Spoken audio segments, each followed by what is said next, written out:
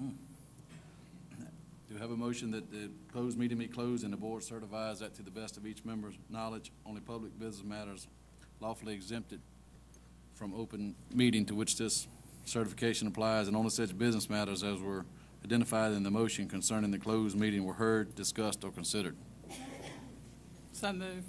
Second. We have a motion and a second. Ms. Shuttleworth, would you please certify? Mr. Career, Yes. Mrs. Tanner, Yes. Yes. Mr. Bullock, Yes. Mrs. Molly, Yes. Mrs. Garner, Yes. Mr. Westcott, Mr. Evans. Yes. Thank you, ma'am. I'd like to welcome everyone here this evening. Appreciate your attendance. If everyone would please stand and join us in a pledge of allegiance and a moment of silence.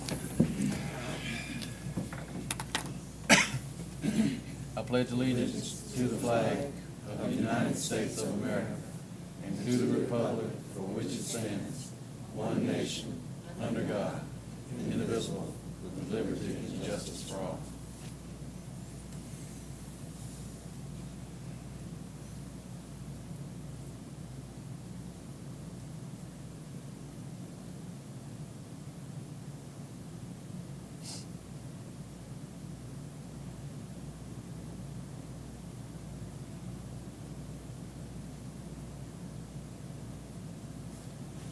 Thank you.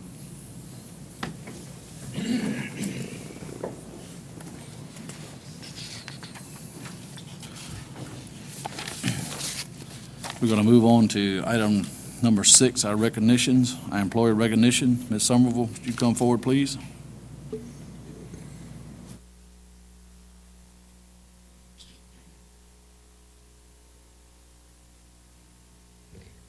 Good evening, Mr. Puryear, Dr. Thornton, board members. On Saturday, June 8th, I had the honor of accepting an award in honor of Mecklenburg County Public Schools. The Virginia Employee Support of the Guard and Reserve and Department of Defense Operational Committee announced that Mecklenburg County School Division of Boydton, Virginia, was honored with an Above and Beyond Award in recognition of extraordinary support of its employees who serve in the Virginia National Guard and Reserve. And essentially, this award was for your support of Mr. Coleman during his time in Afghanistan. So I was honored to go and accept this in Norfolk, Virginia on June 8th, and I wanted to bring it back to you all today. Thank you, ma'am. Thank you.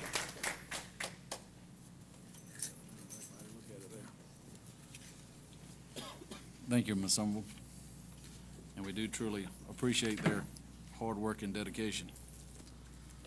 We're going to move on to number 7, superintendent's report and information items. Under that item, we have after-school program at South Hill Elementary. Dr. Thornton, I think that's... Okay, the after-school program, we left up to the individual schools to see if there was a need in their communities for an after-school program for STEM for our children in the afternoon.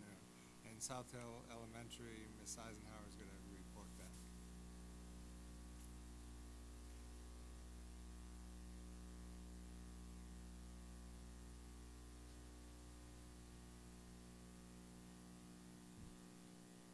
Good evening, Mr. Chairman, Dr. Thornton, and board members. My name is Michelle Eisenhower. I'm the assistant principal at South Hill Elementary School, and I'm speaking on behalf of myself and Joan Covington, who is our principal, who could not be here this evening. In February, the school system was entertaining the idea of starting a before and after school program with champions that would be housed and manned at each school building. And the county has since provided a solution to before school care, but South Hill Elementary has presented a large enough need to pursue an after school option. There are several daycares and child care providers in our community, in addition to many private and in-home alternatives, and in spite of those options, there's still a need for after-school care for our students. And as you know, we have roughly 870 students, so even with the other programs in place, there's still a need for our children to have after-school care. The Champions program will provide a fairly flexible schedule that will give parents an option of having full-time or part-time child care after school for their children. The cost is competitive to other providers and will range from $7 to $35 per week per child. All children that attend our school will have access to the program.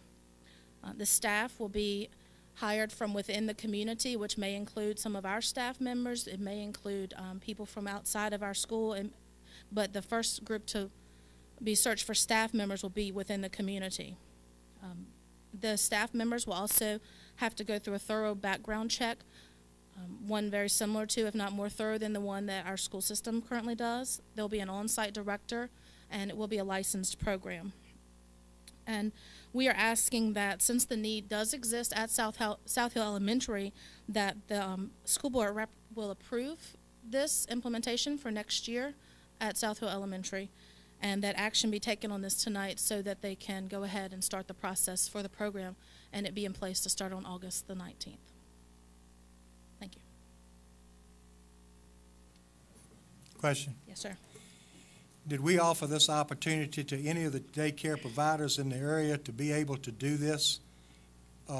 Or did we just give it to Champions? I mean, my feeling is that we should have offered this to local child care providers to have this opportunity to come in and use our school facilities at no cost, our electricity at no cost. Did we do that, or did we just pick Champions? That's what I need to know.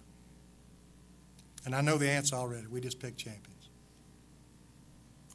I would say Champions, we approached Champions, actually one of our school board members at a VSBA conference, and talked with Champions. Champions then approached us to offer this unique experience with STEM programs for our students. So we did not seek, just saying that we don't seek Hardee's to come serve our food to our students. They brought a unique experience to our students and to offer within our schools. I don't know how else to answer that. And when I talked to Kim at VSBA conference, the thing with Champions was they already had an established STEM program. They already have the equipment. They provide all of that technology. They provide all of that equipment. And that equipment is also left on site for the teachers there to be able to use during the day. So they allow us to use their equipment for other opportunities as well. And I'm the one that talked to her at the VSBA conference, and then she contacted me. And we did bring this up at a other meeting, and I think that they sent information out to parents, and I guess at South Hill they said that there was a need for it. Yes, ma'am. I think it is a good program, and it's something unique and different it's just another option for parents to be able to choose. If it makes, that's great. If it doesn't, then, you know, that's, and I think, I guess they need to know tonight so they can go ahead and get the equipment and the things like Yes, that to ma'am. bring There's it down here. a period of, I think it's 60 days that they have to act in order to have the license in place to start the program on August the 19th, which is our goal. And we did send out a survey for before and after school care, and then once the before school care had changed, we sent one out for after school care only, and we still have a significant need at our school. Now, whether parents actually follow through with it, that's to be determined, but we would like to provide them with another opportunity. We have a lot of students in our school, and we have a lot of parents that work shift work or work on so many days and off so many days, and this would provide them with a flexible scheduling opportunity instead of signing a contract and paying for a week whether you attend or not. Now, aren't they going to use certified teachers to do this program? They're going to use staff. It may be some of our certified teachers, but the staff still has to go through training, and of course, it's an opportunity for some of our staff members. It will be after contract hours, so it wouldn't interfere with their contract. It could be our paraprofessionals, or it could be people from within the community. So that means it would be job creation in the Yes, ma'am. community as well. So you, being that y'all represent the South Hill end of the county, you'll go to MC Kids and to the First Baptist Church and explain to them that we're going to do this because they didn't know about it today, and there's some upset people about it. So I had a couple calls today when they found out late this afternoon. I think somebody gave them an agenda and wanted to know what was going to happen with it. I just had concerns from your end of the county. So I think somebody needs to explain to them why we didn't give this more time and more opportunity for them to speak out and in defense of their businesses that they already have in place. And that's all I want to say. I would tell them that this is a different child care option, and it's different and unique from the things that they already provide. And I'm not- That we are using taxpayer funds to fund our buildings, and we are giving them our buildings and our electricity, so we are in direct competition with private industry.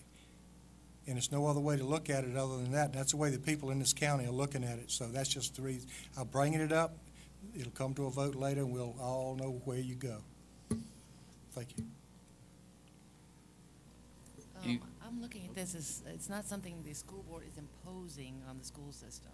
This is at a local level. Each individual school had to decide what they wanted. It's a choice for parents.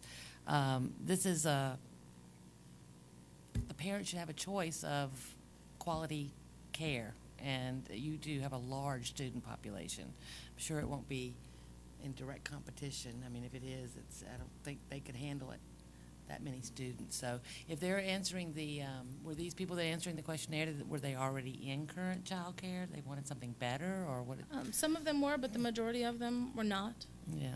I don't foresee it pulling from other programs. Yeah, I I mean, I didn't can think speak that. as a parent. My children go to another program, and they will continue in that program. Yeah. Because that's what they enjoy doing, and that's a relationship that I've built, and I would like to continue it. Yeah.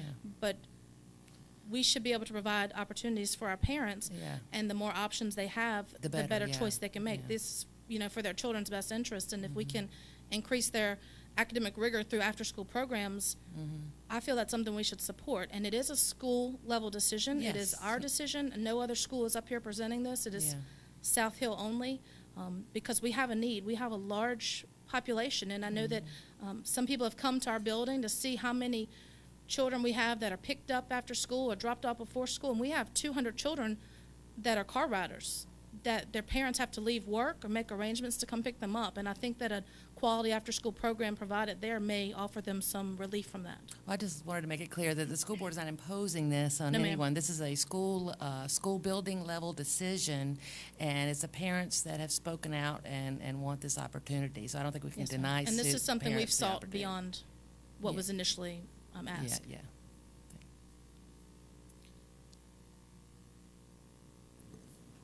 Anyone have any further questions?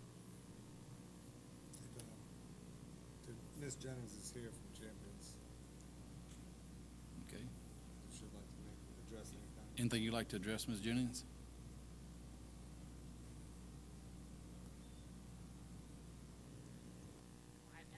I guess I just want to thank you guys. I mean, certainly, again, from the beginning, Sandra did come to us and was interested, and we just worked together to, hopefully provide a solution. And ultimately, our goal is to just bring another opportunity into Mecklenburg. We're not interested in eroding what you guys are already doing. It's just providing another solution. And I know there's conversation about utilizing your buildings and your facilities, and that's certainly in partnership. And ultimately, we want to give back in that partnership, and that's our goal.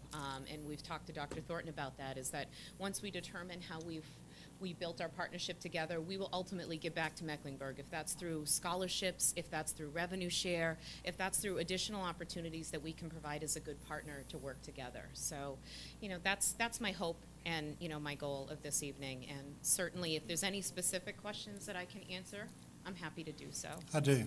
Sure. In other areas that you've done this, how did the community react? And the reason I'm asking Sure. that, if you take a child care provider that has 25 or 30 children, and they operate on a shoestring, and you take 10 of those children, you've put a business out of business in Mecklenburg County. And Mecklenburg County Schools has assisted you in doing that. That's my problem. And I don't do anything or vote for anything until I talk to the citizens in this county that voted to elect me. We have not shared this with the community, and it's our obligation as elected officials to share this with the people that put us where we are.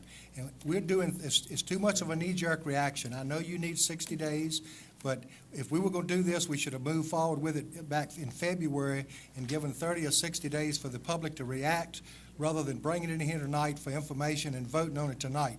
It's just, I have a gut-wrenching problem with this, and this is not the only one on this agenda tonight, so we'll be here for a while. Thank you. And, Thank you, and- sir. what was- Yes, ma'am, go it's- ahead. Okay. What I can tell you is I've been in this job for 14 years, providing out-of-school time opportunities all across the country. We've never once put a local provider out of business. We've always worked in partnership. We provided another opportunities for the students.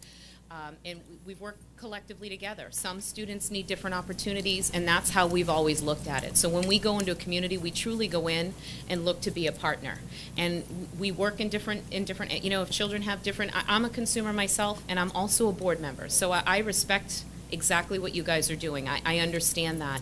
But as a consumer, knowing that I have an option for my child if they become discontent or perhaps maybe want to have other opportunities is valuable to me. So that's how we look at it when we work with our different clients, is just providing an additional solution that, will meet additional needs and perhaps even draw more students in the community because of the flexibility, perhaps draw more students that might not be going home to anything. Now they'll have another opportunity that's, aligns to what they're looking for, so.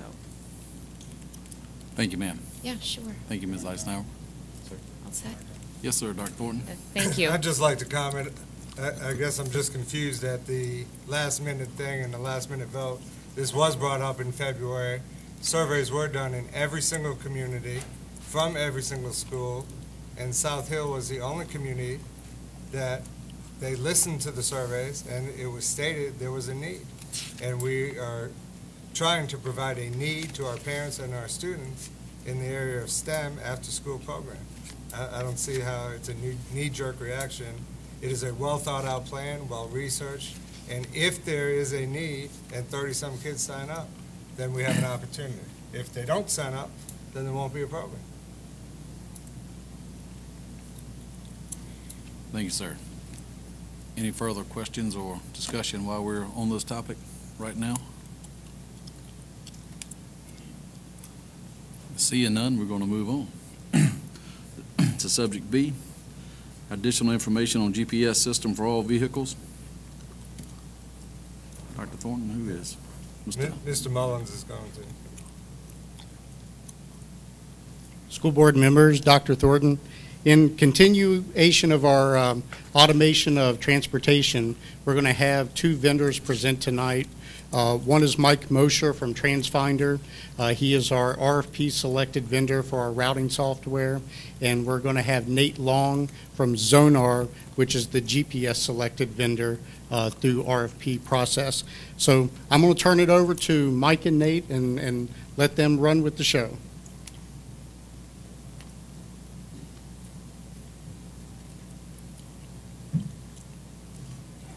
Good evening, and I just wanted to thank you all for the opportunity to really overview the RFP process and the proposal that we had presented to the county. So again, we will be brief in our discussion and certainly open to comments and questions. TransFinder provided a proposal to the RFP for routing solutions, and when we looked at the solution overview, Route Finder Pro is our core routing and planning functionality.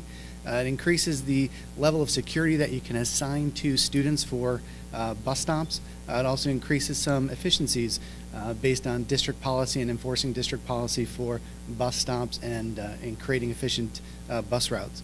A couple things that are included with the solution. We will actually convert the local county GIS map, use that. We'll work with the IT staff to take the student information system data and bring that into the routing software, eliminating a lot of manual data entry. So from a end user perspective, it makes the day a little bit easier, less data entry on their end. We also do provide, because it is a software that does require a certain level of skill, we actually provide 1 year of unlimited online training, and we've supplemented that with 3 additional days of on-site training as well to make sure that the district is prepared for success with the software. Again, the concept is we're going to take the student information system and integrate it all the way through the district, not just in the transportation department. This is going to allow every building to have access to real-time student data. Mom and dad call up, want to find out what time the school bus is, what time the bus stop is. The information will be available at the district level, as well as a parent portal, so mom and dad can log in, find out what school a student would be enrolled in at a particular address, as well as if there are any safe bus stops there. And again, these are a couple of the screenshots of the programs for that, InfoFinder LE and InfoFinder I. And the final piece to the program, which is hidden, I apologize that, is our bus finder integration. We have actually teamed with Zonar. We've provided this solution across the country where we'll look at the planned data, the concept being transportation department can create efficient routes, but having the GPS to be able to tie into that and hold drivers accountable for staying on those routes to make sure that those efficiencies are actually realized once we pull that data in. All right? I'll turn it over to Nate. Thanks, Mike. Good evening, Mecklenburg County Public Schools Board of Education. I'd like to echo Mike's comments and thank you all for having us here to allow us an opportunity to speak about our products and what we can provide for Mecklenburg County. In terms of Zonar Systems, I'd like to let you know a little bit about our company. We were founded in 2001. We're a Seattle-based company, but as of this current day, we're the largest provider of GPS systems on school bus across the country. We are currently on 1 in 4 school buses across the country, and we have a reputation that stands behind us as a provider of GPS equipment, and also a growth path that specifically is built around providing for the school bus industry and providing for safety for school bus.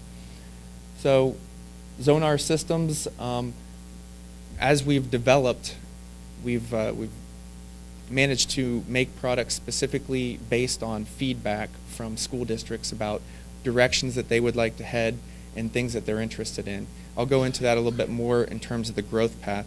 But our GPS box that we provide is the same GPS box that we won a partnership with Daimler Trucks North America, which they build Freightliner trucks. So our GPS is on every single Freightliner truck that's produced. That's a little bit of the quality standards that we had to attain to in order to win that contract.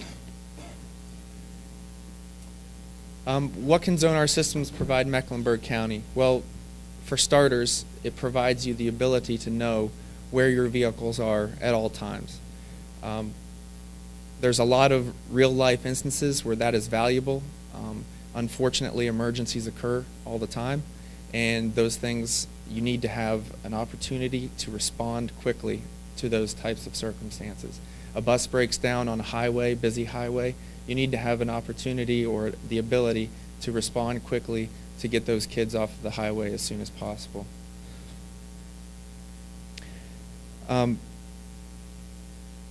Observing safe driving tendencies is also a very key part that GPS can provide.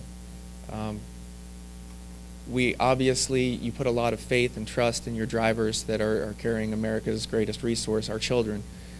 And it's important to trust that they're doing the right things, but it's also an option and an ability for you to be able to make sure that they're doing the right things when they're out on the road. It's not possible to have someone following them around on a day-to-day basis to make sure that they're doing the correct things. So this type of this is what we call trust but verify, and it's a good system in place. In terms of an immediate ROI using Zonar's GPS, I can tell you a little story in terms of Powhatan County Public Schools. Brian Herbert, he's the transportation director there, and I've been in talks with him for a while, and he's interested in Zonar's GPS. So what I did was I set up a couple of units for him on 2 of his school buses, just as a small sample size for me to provide him some real data that was applicable to him. And before we started, I asked him what his idling policy was for all their school buses, and he told me 15 minutes in the wintertime is the acceptable idle threshold that the drivers are permitted. So I asked him if he was aware of any issues with idling being excessive, and he said he wasn't aware of any. He thought that his drivers were very good about it. Well, we set up the 2 units, and over the course of the next 2 weeks, we found a pattern. It was a small sample size, 2 school buses, but both of those school buses started up every morning, and it was 45 minutes before they actually left the yard to go on their run. Now, he has about 85 buses that are operating, but when you do the math and crunch the numbers and the amount of fuel that's burned in that extra half an hour every single morning, and then multiply it by 180 school days, we were talking about $50,000 over the course of a year that was lost in idling just in the morning. So those are the type of numbers that you can see. Zonar realistically can see a 10% decrease in fuel costs by being able to monitor and control and change behaviors in terms of idling. Obviously, as Mike has mentioned, Zonar Systems has successful integration with TransFinder on numerous occasions, and we are happy to be in consideration here today with them. Growth path. So I mentioned a couple other things that Zonar has developed that is specifically applicable to the school bus industry. We have a system called EVER, which is an electronic vehicle inspection report. And what that does is it replaces the DVIR, which is a driver vehicle inspection report, which is currently paper-based. The issue with that is there's no way of making sure a driver gets out of the driver's seat to conduct a proper inspection of that bus. With our inspection system, we have tags located at each inspection point on the school bus. And the only way they can properly complete the inspection, the pre-trip inspection, is to do a thorough walk-around of the vehicle. This device transcends just the school bus world. It's on a numerous over-the-road trucking, city public works utilities, any vehicle across the country that requires a pre-trip. There's a need to make sure that the driver is conducting a thorough pre-trip to make sure those vehicles are safe on the road. We also have a system for student ridership tracking, and obviously it's the school board's prerogative to decide the direction that you want to go, but it's always nice to have options available with a partner that you're choosing to go with.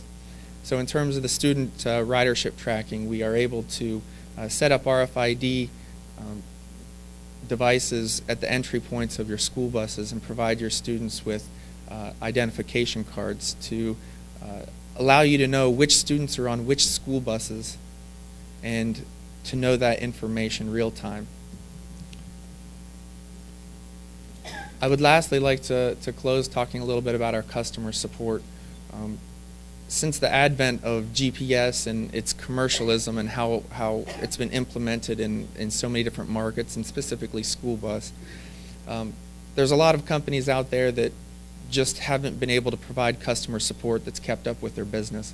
And that's one aspect of Zonar Systems that I'm proud to say we have been able to keep up with that. We have representatives in Seattle that are available 24/7 for calls, comments, concerns, and they deal with the issues real time.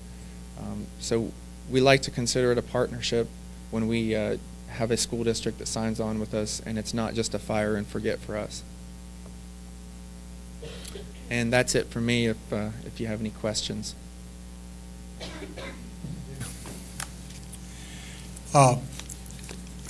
Since the school board is going to vote on this tonight, would somebody tell us how much this is going to cost? Is this a one-time contract, or is this a continuing contract every year? I'd like to find out some of those answers. I mean, we're going to vote to spend money. We don't even know how much it is. No, it's down here to vote on tonight, Ms. Hicks. Mr. Edwards, it's in your packet It's not in my packet. The number's not here. under executive. Could we hear it? Hit the other.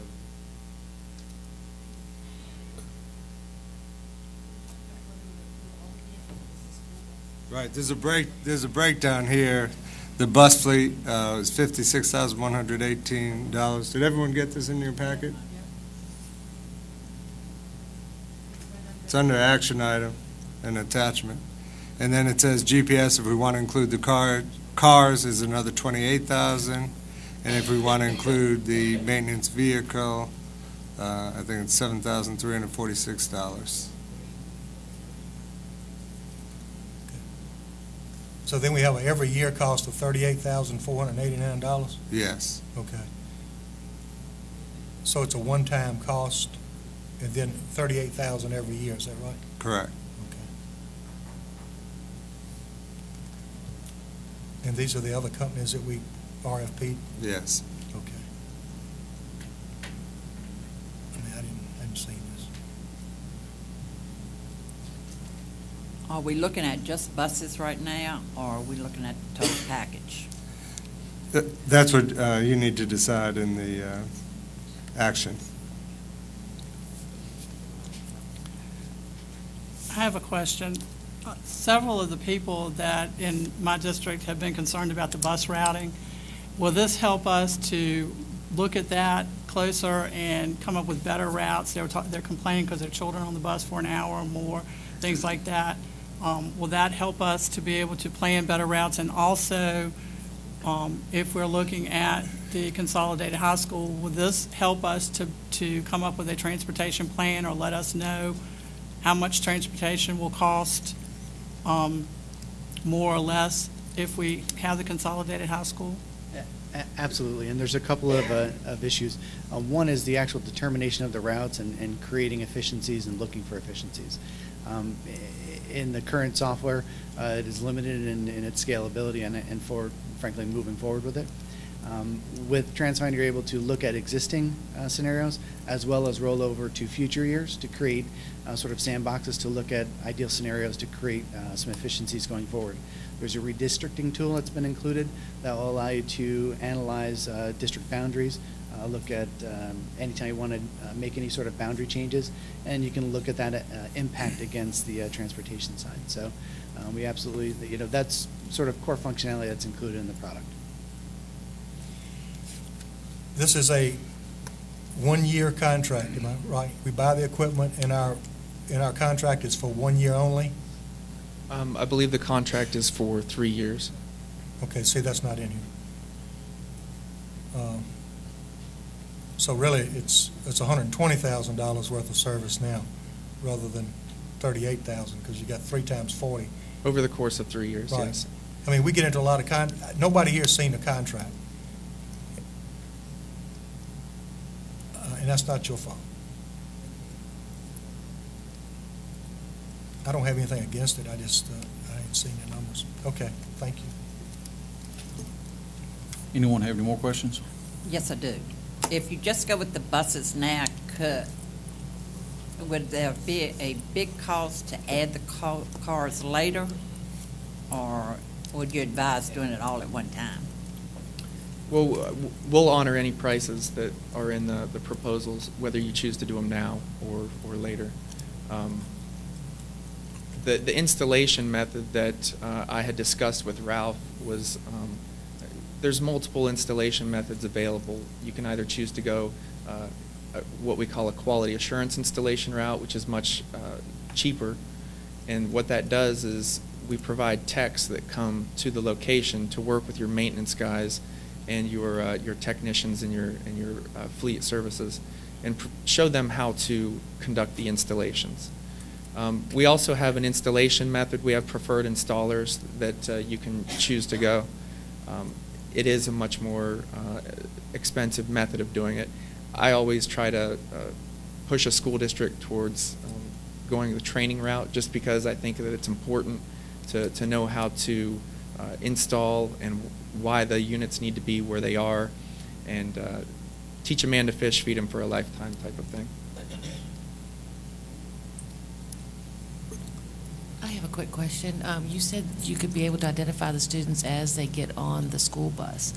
We recently are going to implement an ID system-wide for all employees and students. Could that same card be used, or would we have to have, Well, two cards? I would just ask, what type of technology are you using in the card? Is it an RFID technology where there's a frequency in it, or is it a barcode? That was a barcode. Okay. So with our cards, they operate on RFID technology, which means there's a small frequency inside it that differentiates it from a neighboring card.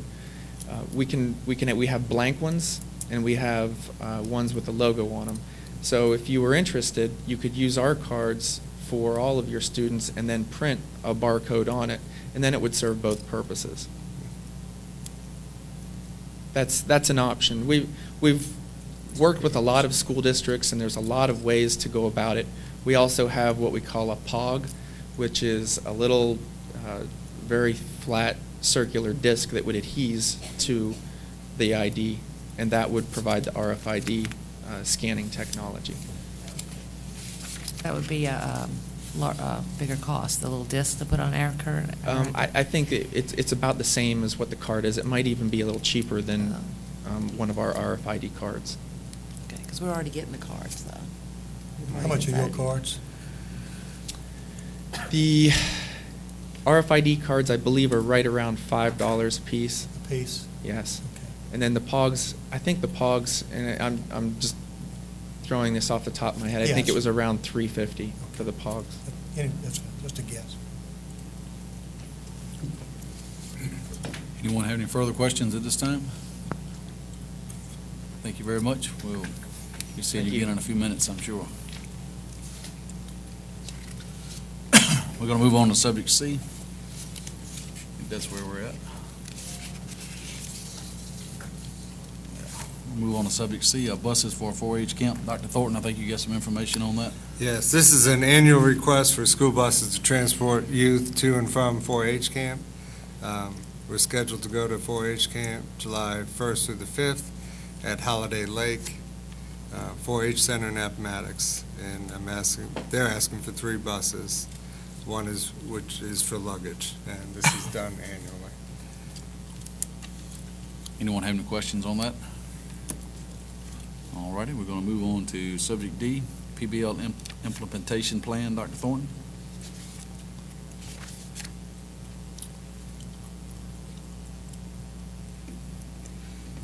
It was brought up last meeting about our implementation plan for PBL, and I included in your packet several items. One that I'm referring to now is the background, the history of the gradual release of responsibility model. We conducted a book study 3 years ago on how to improve instruction through the gradual release of responsibility model.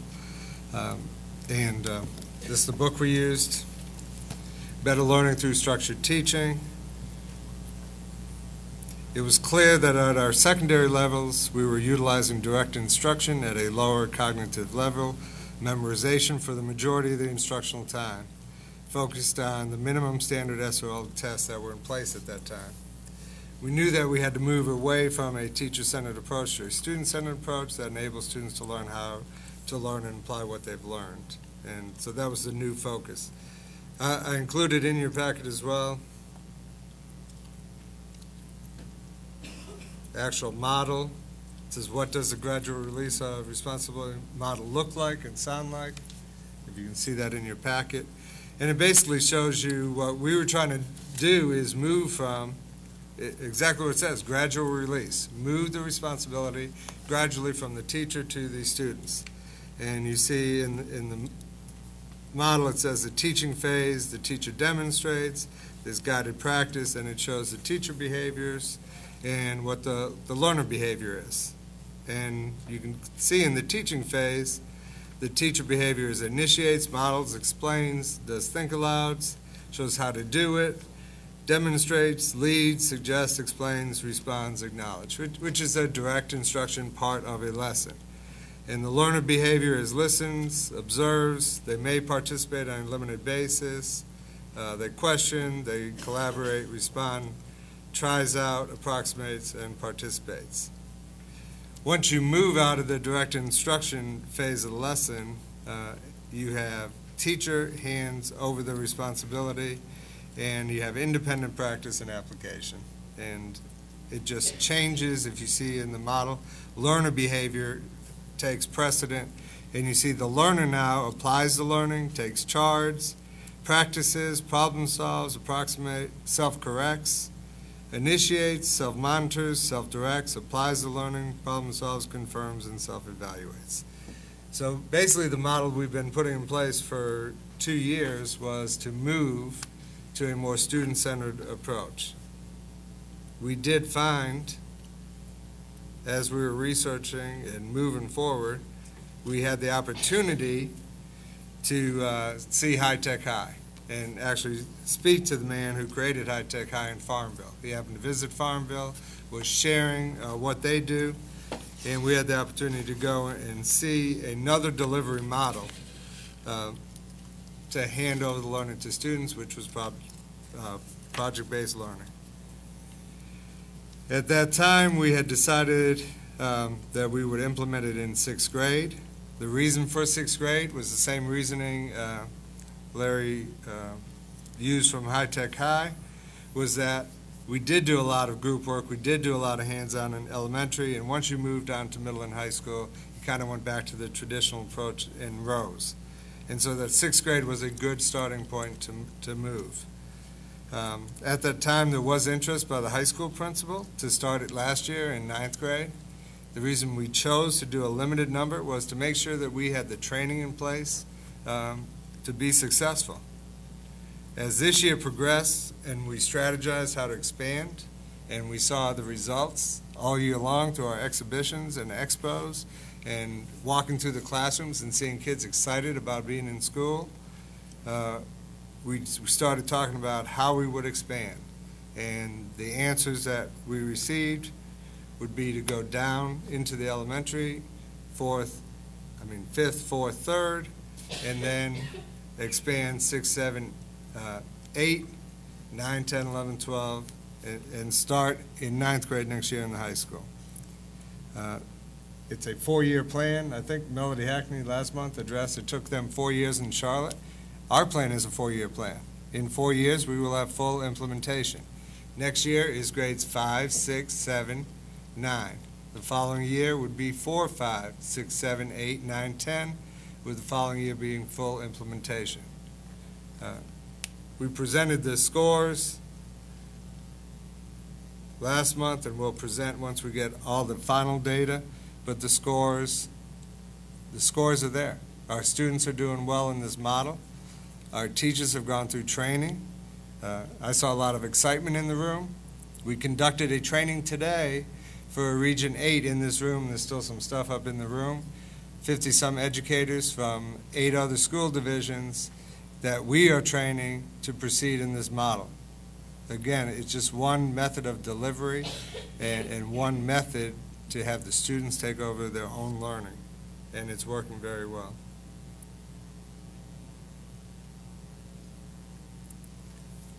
Any other? Yes, Bluestone Middle, yeah, thank you. Bluestone Middle did choose to do 6th, 7th, and 8th grade this year, and felt that they had the people in place that make that happen. And also, there's many other teachers who already have done some of this, are going to continue to do it. There's other teachers who are going to try some of these delivery systems. We're not saying if you're in 3rd or 4th grade, you can't do this. Or if you're in 10th or 11th grade, you can't do this. Some of our teachers are already doing it. And so it's just what we could do for the training. Any other questions? Does anyone have any other questions or anything on the implementation plan?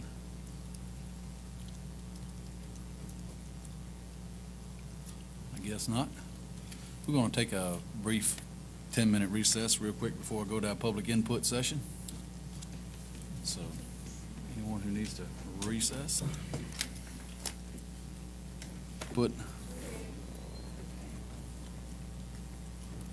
yes, ma'am. Let me read the thing I got here, making sure we had someone signed up before I went through it all. At this time, matters may be publicly brought to the attention of the board and administration. Public comment at board meetings are just one of the many avenues for communication, and the board recognizes and appreciates the importance of input from and communication with the public we represent. The public is invited to sign up to speak prior to the beginning of the meeting. The clerk of the school board will write down your name, address, and the topic that you wish to speak. The public is allowed 6 minutes to speak, to express their views. Please respect this time limitation. It will be enforced. Please understand that it will not be possible to immediately respond to questions. As a reminder, it is inappropriate at a public meeting to make personal attacks, to be defamatory, or to disparage individuals or identifiable groups. Again, we welcome and appreciate your input. Prior to beginning your comment, please state your name to the school board. Okay, Ms. Shuttleworth. Charles Clary.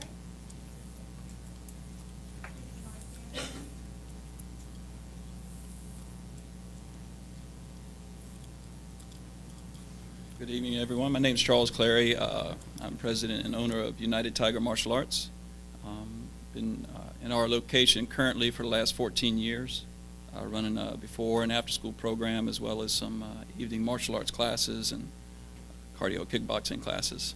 Prior to that, I ran after school and summer camp in the Richmond area, as well as South Hill at the same time. So I've been doing this for about 22 years. One of the things I guess that bothers me the most is kind of a hurtful feeling not to be consulted about what was going on at South Hill Elementary. Like I said, I've been doing this for 22 years. A lot of the children, and actually a lot of those children have grown up now, and our parents and their children come to our program. Never once did I get a phone call, no consultation, no nothing. I also think I have a pretty good pulse on the working parents, obviously, since that's who brings their children. We even have parents that bring their children there that don't need it just because of the program.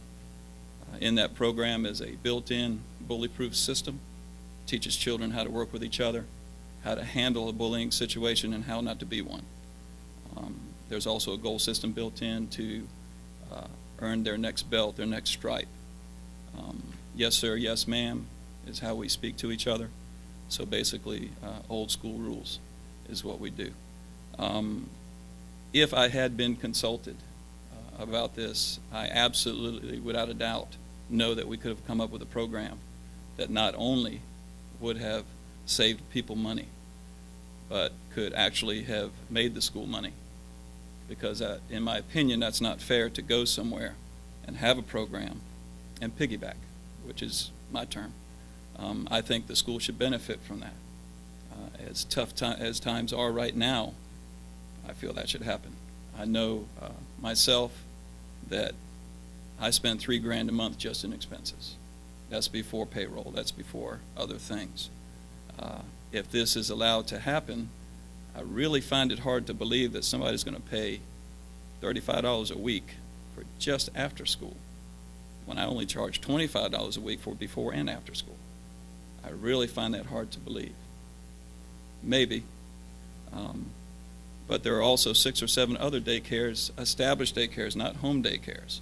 There's no telling how many of those are. I don't know those statistics. So to say that this won't hurt the community is not true. From what I've seen, people are just trying to find 2 pennies to rub together right now, especially the way the economy has been in the last 6 months with factories closing and things like that. So if the school board would consider it, I would have absolutely no problem to come up with a program with them, with South Hill Elementary, that both benefits the school as well as the community and the children. This could have easily been done a long time ago. We've had to fight for every single thing that we have where we are. We've had to fight. I just don't fight. I just move on. We can't be a bus stop, evidently, when other daycares can be. I just bought another bus, so I don't fight. So if you would reconsider it or postpone it or whatever, I would be more than happy to meet with anybody.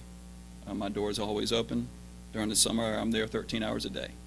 So you're more than welcome to come by, check out our program, see what we do, talk to the parents, talk to anybody that's ever been there. And we'd be more than happy to work with you any way we can. Okay? Thank you for your time. Yes, sir. Thank you. Mr. William Martin.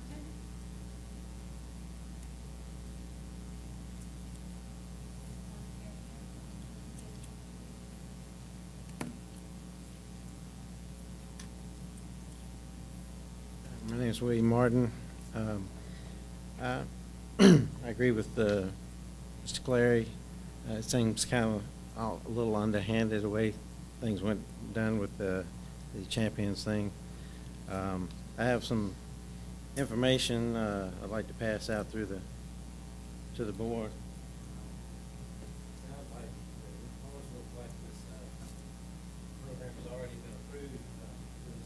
Champions had it on their website as a South Hill location already. I printed that off last night. So it's almost like this meeting didn't even need to happen. There's two different sections. Both of those papers are. One of them is the educational section. One of them is the one is the parents section. But it just seems like this board, I haven't been real happy with the way this board has been spending my money lately. And I'm a taxpayer. My brothers and sisters own businesses in South Hill. I own property in South Hill. So we pay taxes, and you know, I'd like to get the best bang for my buck. It seems like that we're allowing Champions to use our facilities and not charging them anything. But whereas these other child care providers have to have the overhead of owning a building or renting space, you know, their utilities, all that kind of stuff. And you know, to me, I'd say that was an unfair advantage. The other thing I wanted to bring up was, you know, I'm not real sure about this the need for GPS in this area. I realize that there may be some safety concerns as far as where the buses are. I did hear a good thing about the idle time. I didn't think about that. That's it might be a way to save some money there. But you know, some of that goes with having responsible policies. And you know, if we say we were going to just idle our buses and stick to it, and say, okay, do we have hour meters on the buses? I don't know whether we do or not, but maybe that's something we could look at. You know, that might be a little bit cheaper than the GPS. Thank you. Thank you, sir. Ms. Shuttleworth?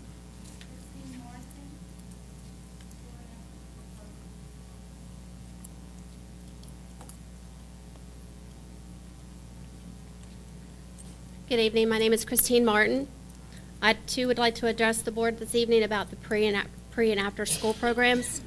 I'd like to point out several community partners in this county: MC Kids, YMCA, Marshall, United Tiger Martial Arts, Sunshine Station, and two, there's probably many teachers that could use some extra money in helping with these services as well.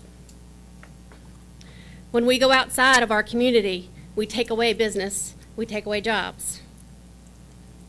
Some of you can certainly appreciate that, as some of you have your own businesses and know what it's like to hear that people are leaving the outside community for the same services that you provide. All I ask is that on behalf of this community, that you take a look at the partners in this community before you make a decision on using someone from the outside. Thank you. Thank you, ma'am. Anyone? Is that all? Is anyone here who would like to speak that did not get a chance to speak or sign up? All righty. What do you want to address? The website thing.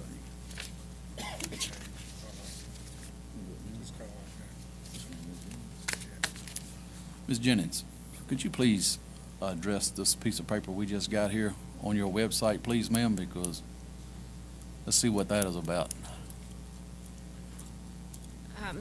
First off, I want to apologize. In order for us, there was some preemptive work or proactive pieces that we had to engage in order to ensure that we could provide a program starting in August. In order for us to do that, we had to look into licensing as well as some additional pieces. So we were really trying to work in partnership with our corporate office as well as with our on-site operations team. And what happened there was that we had to fill out some documentation, and unfortunately, it was noted that it was a new program in our system, and it was technically put on our web page. It was again, it was purely done to be proactive in working with our licensing agency, and unfortunately, it was a miss on our behalf. So I apologize. It was never assumed that this contract was a given. Always from the board, this evening was the determining factor. So certainly the ownership is on my behalf, but just I wanted to ensure you that by all means, it was never an intention for me to load it on there to draw any additional attention. Ultimately, it was a proactive measure just to ensure that we could facilitate and deliver a quality program in the time frame. And as we spoke earlier, being that this evening is about a 60-day time frame for the licensing, that's the reason why we're in an expedited process here. Thank you, ma'am. Sure. I'm sorry. Ms. Bullock? Yes. Will you be utilizing any county employees, Southfield people, or teachers or whatever, to Our goal is to hire all from internal candidates. I mean, ultimately, when we spoke with the board and when we spoke to you guys back, our goal is to use staff, whether it's current teachers, perhaps even paraprofessionals. They can be from the South Hill area or even from the community. I mean, that's how we begin our process, is looking internally for folks here locally, so that we can bring in additional, again, jobs to the community. So that's where we would start, and that would be our hope, is that from that process we would be able to find those, folks locally that can work with us, whether it's teachers, whether it's administrators. I mean, we're open to all of that. Being that we're a licensed facility, the folks would have to maintain, the minimum licensing requirements, which in most cases is somewhat reflective of what you guys do with your current staff. So that would be our goal, is to bring in somebody. And then, we would have an on-site, as referenced before, we'd have an on-site director that would be there every day, and then, multiple teachers, depending upon how many students we would service, would be there on site as well. Question. Yes. What's your rate of pay for someone in these positions, like before and after school? Sure. Generally, our site directors, average anywhere, and again, it depends on their level of experience, but generally our range is about $10 to $15 an hour, depending upon where folks are. And the reason why there is a range is ultimately how many hours. We have some folks that just work a few hours, some folks that come to us in a parapro setting, but, I would say our site directors average in that range, $13 to $15 an hour, and then, our site staff, 10 to 12. And, the thing that we do is we support our staff through ongoing training, so it doesn't just stop at us hiring folks. I mean, we're going to be bringing in professional development, not only from, what the company can provide, but also aligned to, what you guys are doing to continue to support your traditional school day and our out-of-school time. We also offer our folks continuing education, and we offer them discounting. So, if folks do work with us, they'll be able to, participate in our program and, be able to have their children there as well. Is this a one-year contract, or is it a renewing contract? It's the contract that was presented to you this evening is an evergreen contract, so it would self-renew on an annual basis based on. We haven't seen one. After our February meeting, I had sent that through in the packet. You guys had requested it at that February meeting. It was in that initial packet, was the contract. So that's a contract that our school board chairman will sign? Correct. Correct. And I do have a copy of it as well. That's outside of your packets, but I did send it. It was in there at that time. I have a couple of questions, too. Please. When we discussed this before, you talked about revenue sharing. So right. Could you elaborate a little bit on that? Sure. And also, the equipment that you're going to be providing is going to be technology, computers for the students and things like that as well. Right. So speaking to revenue sharing at first, I would say most, if not most of our partnerships develop a revenue share opportunity where we sit down with the client and determine an opportunity where there's a percentage of our overall revenue that's shared back into the county. And that can be determined based on a spec that the county says they want to meet a minimum threshold, or we establish that right from the beginning. I mean, our ultimate goal is not to come in and just utilize your facilities and not have any benefit back to you. Some of our partnerships do it in a rental basis. I've heard that a few times. I mean, we're open to all of those pieces. I think the reason why it hasn't been a conversation that's been thoroughly had is because we just don't understand the volume. I mean, ultimately, what we're doing is we're coming in and we're going to bring a program, but we don't even know whether the program's going to get off the ground. I mean, once it gets off the ground, I mean, my first goal is to sit down with you, the board, Dr. Thornton, and determine how we can work together, because we want to be able to give back to the community, and we'll do it that way, as well as I said earlier, we can turn them into scholarships, we can turn them into a variety of different opportunities where we're continuing to give back in that regard. As far as initial capital investment, our programs invest $12,000 to $15,000 initially in every center that we utilize, and that's based on enrollment. Depending upon the size of the program, that just increases. And that capital consists of, we're essentially outfitting a classroom, because we're going into your facilities and utilizing your cafeterias, your gymnasiums, so we're bringing in all of those, all of the opportunity in, from cabinets to computers to all of our manipulatives. And that stuff is utilized by us in the out-of-school time, but it can also be utilized by your traditional school day teachers. I mean, it's there and it's accessible.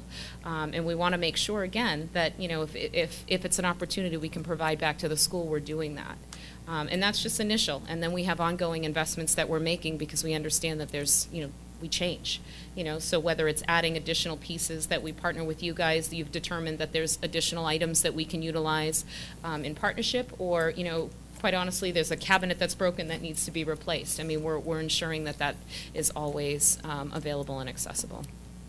And one other question, Sure. too. If I remember correctly, your program allows for parents that may just need after-school care, like 4 or 5 days, or maybe a week or whatever. They don't have to sign on for an entire year. So it's an opportunity for parents who are not utilizing other daycare or after-school programs that don't need it on a full-time basis. They can opt in and out as they need it. Right.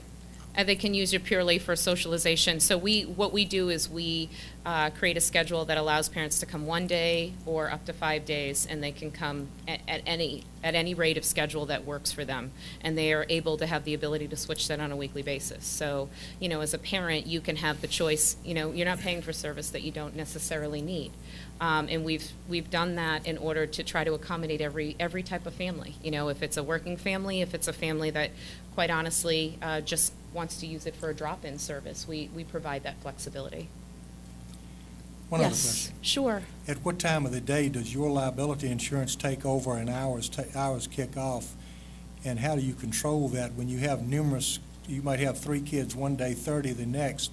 Do you carry liability insurance and workers' compensation insurance for the employees that are on your payroll at $10 an hour?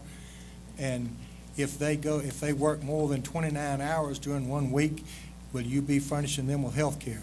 Because under the Affordable Health Care Act, that's going to be a law. So somebody if we have somebody that's part-time with us and they sign up with you to work after school, and that drives them into a 40-hour week, then is this school system going to be responsible for the Affordable Health Care Act, or will you to pick up the tab? So to answer your first question around liability, whenever our program's operation, our liability is standing. So that would be any time of operation. So if it's the last bell till 6 o'clock, till 7 o'clock, however that's determined, we cover that, and we also, the workman's compensation as well. So that is all covered under the Champions or Knowledge Universe umbrella.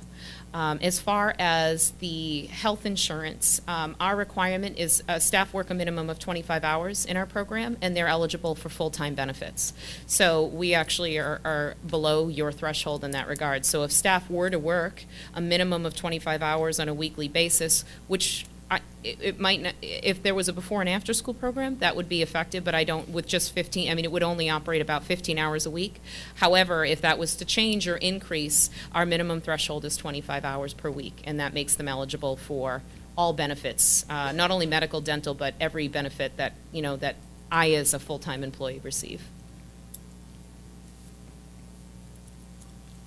I have one question, ma'am. Yes. You keep saying this 60-day license, or look, whatever time period you have to have. When is your 60 days actually up, or when do we actually have to let you give the go-ahead or vote on this contract? How much time do you have to get ready if we don't decide tonight, or we decide at another meeting? So 60 days is, if you intend to open the first day of school, would be June the 19th, essentially. I mean, at this point. So it would be in 2 days at this. And that's a timeline that's established by licensing, and that's the state. So a lot of the times we're at the mercy of, what their schedules will allow. And as I said before, the reason why, unfortunately, this got posted is because we were doing some, preemptive work just to ensure we could open in time for you guys, if you do so decide. Okay. Anyone have any further So questions? It wouldn't hurt for us to postpone this for 30 days and start her program in August if that's what you wanted to do. That's, It couldn't start in August if you made a decision past this Wednesday, because it's 60 days. 60 days. Because if we approve it tonight, our school starts. August 19th, correct? Okay. In order to get a license to start the So first we day of start in school. September. We just put it off 30 days to give the public time to absorb this, the shot. You know what I'm saying? I mean, they're asking, the people that spoke Sure. tonight are asking for an opportunity. Sure. And so if we put it off we're gonna be back in here on the 25th of this month, which is only 10 more days, or 8 more days. So if we put it off to give them a time to talk to some of these school board members, we would still be pretty close.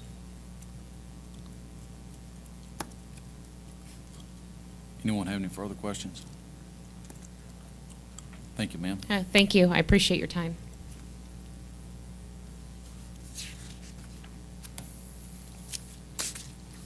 We're going to move on to our action agenda. Have a motion the school board approves the minutes of the regular school board meeting held on May 20th, 2013. So moved. We have a motion. Do we have a second? Second. All those in favor? All opposed? One abstained, Ms. Shuttleworth. We're going to move on to personnel. Have a motion the school board approves the personnel recommendations. So moved. Second. We have a motion and a second. All those in favor? None opposed, Ms. Shuttleworth. We're going to move on to subject C, payment of the bills. Have a motion the school board approves the bills. Have a motion. Do we have a second? Second. All righty. We got some discussion. I went over them. I've got a couple questions myself real quick.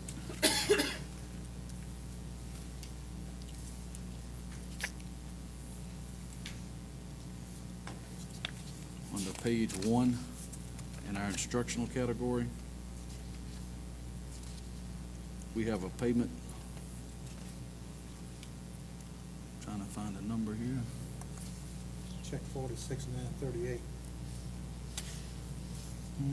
That's not the one I'm looking at. It's a payment of $22,784.25. Interactive achievement. Interactive achievement.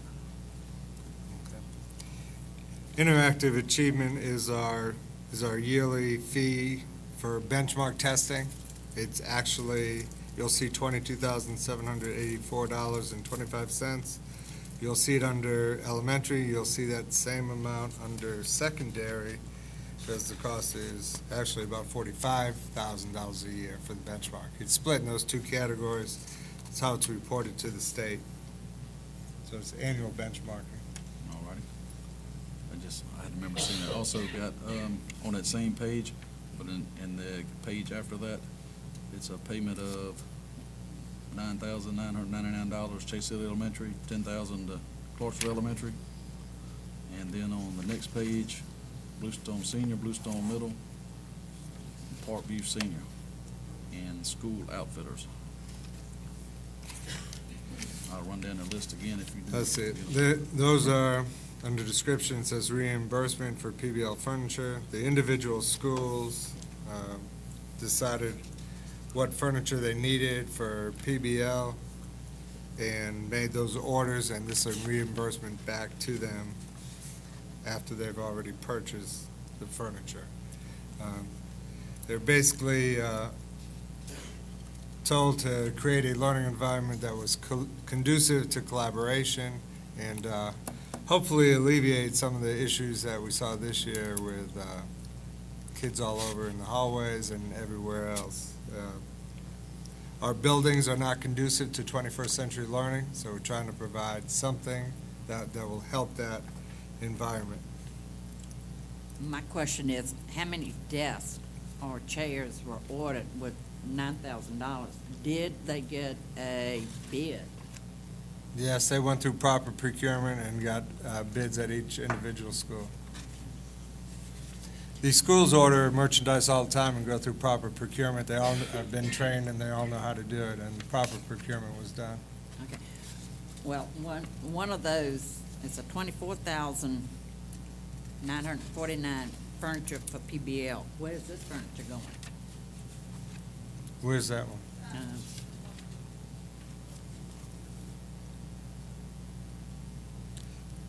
Where's that at, Ms. Garner?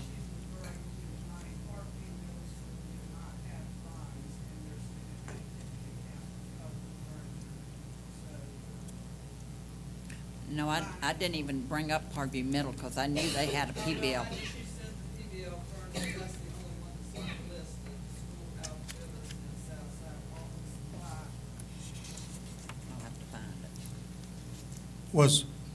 Let me ask you, was Mr. Gregory's, was his office furniture included in that, or is that under a separate purchase order?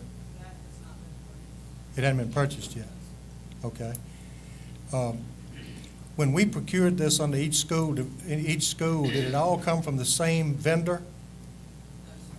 So if we had bought this together, it came out to be $114,230.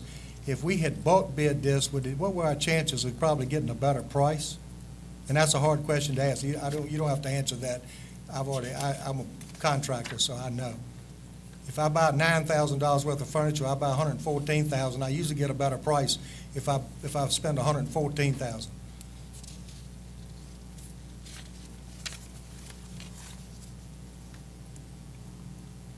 How many on the school board knew that we were buying all this furniture? I'd like to see a show of hands. You almost did. Nobody. And that just bothers me. I mean, I'm sorry, but to spend $114,000 and not bid it bothers me. It was bid through proper procurement. This board, or this administration, spends $44 million a year, and we do not stop and call you every time we buy something for the school. This was a site-based decision to buy the furniture needed to provide a conducive learning environment for our students. It went through all proper channels. If we want to continue, if you want to vote no and continue to put our students in an environment that's not conducive to the learning environment, that's fine. At one time, the school board had procurement policies in place, and any amounts over a certain amount were bid. And the school board was involved in the bid. They approved the bid before it was bid, and then we approved the amount after it was bid. And I'm just not used to this, and I've only been here 10 years, so I don't want. It couldn't be that way. If it was that way, we would have procured this under a $114,000 bid and sent it out to vendors, and we would have probably gotten 5 prices, just like these gentlemen did back here, and then we would have let this contract. Why didn't we let each school bus driver get his own GPS system? Any further questions on payment of I'd bills? like to answer that, too. Yes, sir. Part of our funds are not guaranteed by the state of Virginia. I wish they were. This year alone, due to ADM, we're getting about $200,000 less than what we were told we were going to get at the beginning of the year. So we often don't make purchases throughout the year because we have to hold funds. Just like the GPS system, we've been planning this since first semester. We didn't make the purchase till now due to we don't know if there was going to be enough funds in transportation. There were enough funds. The same thing with instructional supplies that are held back. The schools have their own instructional funds. If we did not have the money to cover this at the end of the year, again, the schools would have paid those bills themselves, which is why they bid them themselves and followed procurement under $30,000. Oh, I found what I was looking for. It's furniture for PBL from School Outfitters, and then another one for Surfside office furniture for PBL. It's not listed to any school. check number 46908 and 46920. Did that go to a school? Yes, sir. Okay. That is the furniture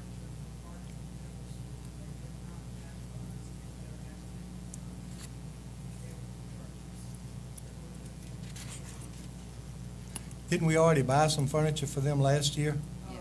Parkview Middle and Bluestone Middle? Yes. What I've seen, there was, I think, purchase of about the same amount last year. Right. I've got one more question on, it's not on the payment of the bills, but it is on our expenditure sheet.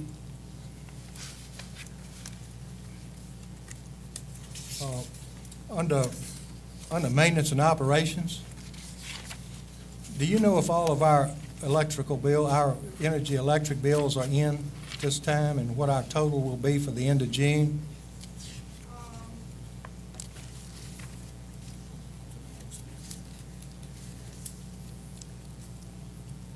It is my understanding that the utility bills that are left will be a prepayment, they will not be due until July.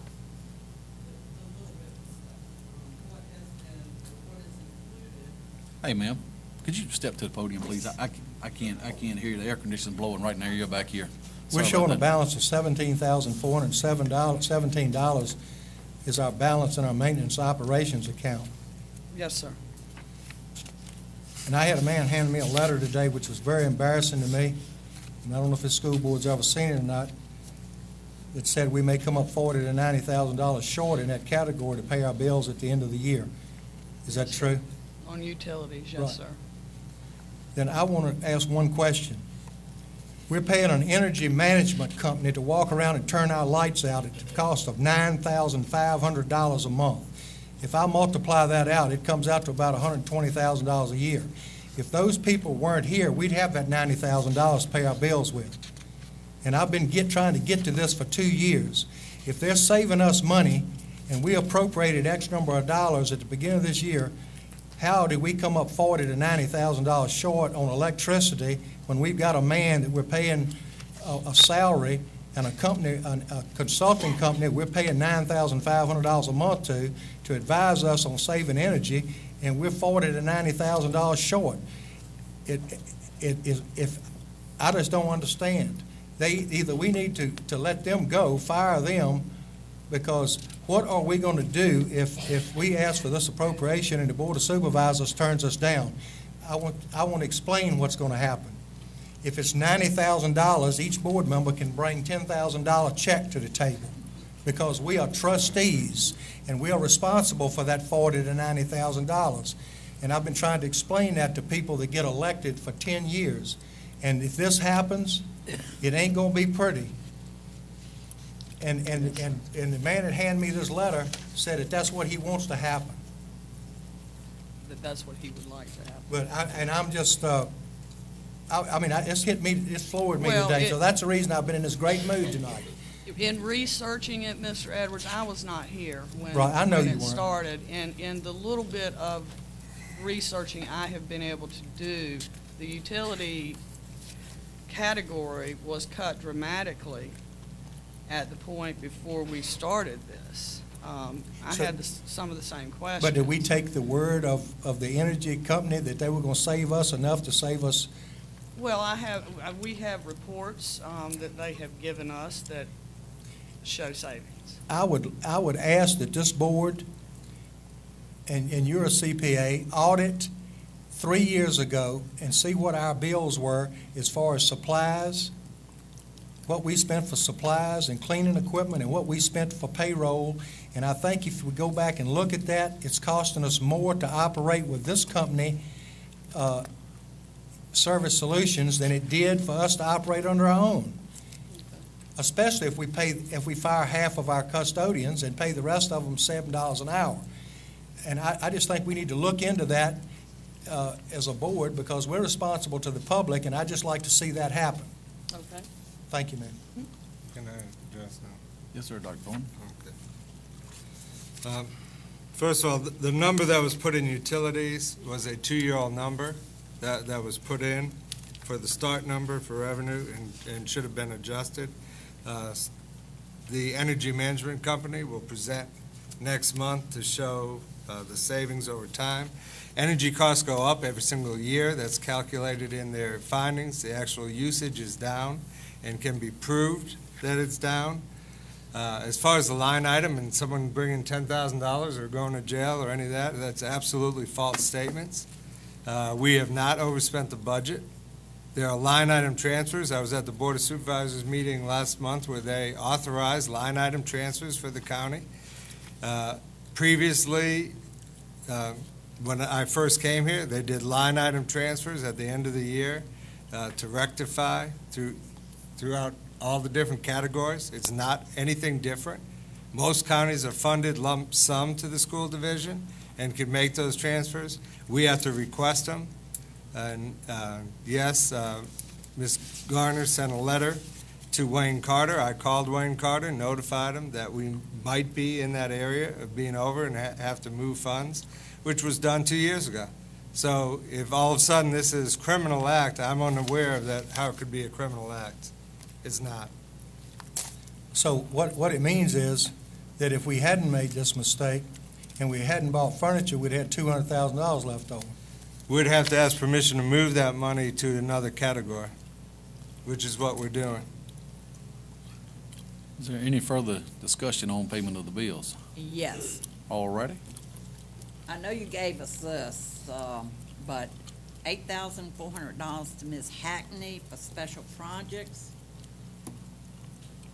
She's charging us $600 a day for 14 days while she's still working for Cumberland County, for Charlotte County.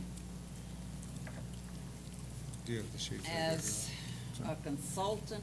I already gave it to him. This bothers me. I mean, she's being paid by Charlotte County and then charging us $600 to come down here.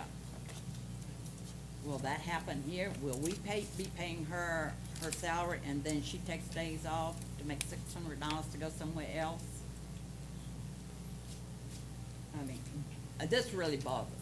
The rate of pay is about 1/3 what an actual consultant makes that we've paid to other consultants. It's a bargain to have her here these days. She's been providing the training.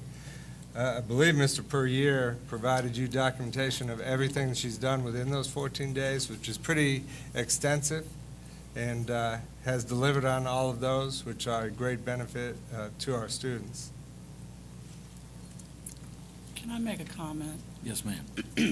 We can't tell our employees what they can and can't do on their time off and their vacation time that they take from us.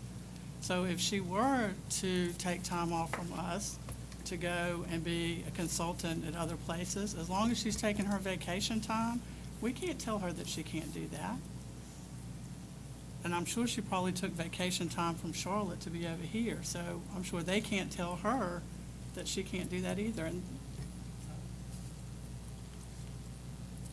Is there any more questions on payment of the bills? Hearing none, we have a motion and a second to pay the bills. All those in favor? All opposed? 2 opposed, 3 opposed, Ms. Shuttleworth.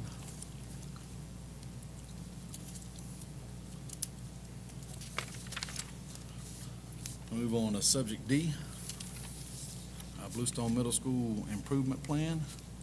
Have a motion, the school board approves the Bluestone Middle School Improvement Plan. so move. Second. We have a motion and a second. Is there any discussion? Hearing none. All those in favor? None opposed, Ms. Shuttleworth. Moving on to subject E, our federal programs. Have a motion, the school board approves the federal programs application. So moved. We have a motion. Do we have a second? Second. We have a motion and a second. All those in favor? None opposed, Ms. Shuttleworth. Move on to item F, our Bluestone High School girls basketball overnight field trip to Greensboro. Have a motion, the school board approves the Bluestone High School girls basketball field trip to Greensboro, July the 29th through August the 2nd. So move. We have a motion and a second. Question, Any discussion? Yes, sir. who are the chaperones? Yes, ma'am, Ms. Summer. Bob Camden, Mr.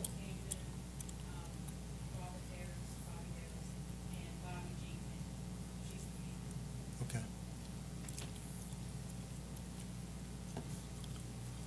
That answer your question, sir? One of them. Any more? No, go ahead. All righty. Any further questions or discussion on the basketball trip? Hearing none. All those in favor? All opposed? None opposed, Ms. Shuttleworth?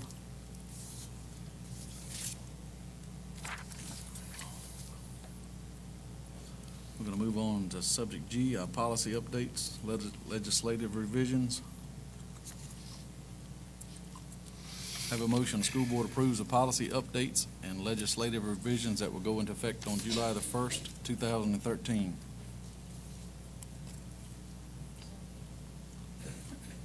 Second. We have a motion and a second.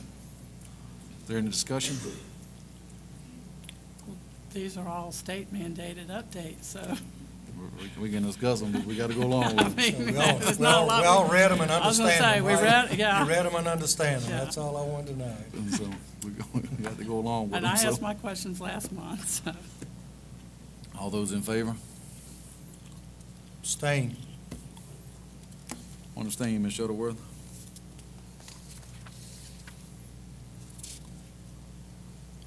We're going to move on to subject H. I'd like to make a motion, we table this for 30 days until our next regular school board meeting. We have a motion and we have a second to table this action item. Is there any discussion?